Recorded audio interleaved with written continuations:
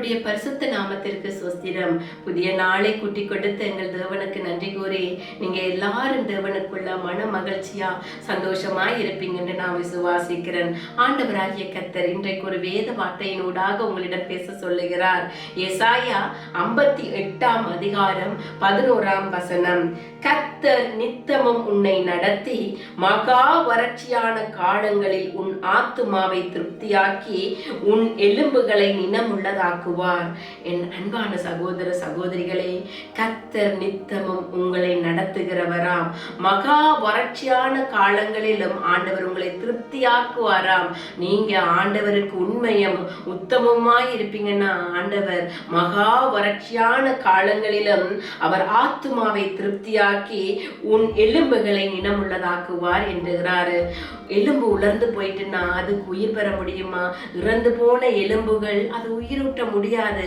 ஆனா ஆண்டவர் சொல்லுறாரு, உங்களுடைய உலர்ந்து போய் இருக்கிற எல்லா பக்கங்களையும் ஆண்டவர் உயிர்ப்பிப்பாரு. ஆண்டவரை விசுவாசியுங்க, அவருடைய வேதத்தை தியானியுங்க. அன்னதினம் அவரை தேடும் போது உலர்ந்திருக்கிற என்னென்ன பக்கங்கள் இருக்குதோ எல்லாவற்றையும் தேவன் மாற்றி போடுவார். ஆண்டவரை தேடுவீங்க, அவர் வழியில் நடந்து வருவீங்க என்று நான் விசுவாசிக்கிறேன். அப்ப ஆண்டவரை நோக்கி ஒரு சின்ன ஜெபம் செய்வோமா? அன்பான தகப்பனே, இந்த வீடியோவை பார்த்து கொண்டிருக்கிற பிள்ளைகள் ஆண்டவரே, எந்தெந்த பக்கங்கள் உலர்ந்து போய் இருக்கிறதோ, இவைகளெல்லாம் குறைவாய் இருக்கிறதோ ஆண்டவரை, குறைவுகளை நிறைவாக்குகிற தேவன் நீர் ஆண்டவரே.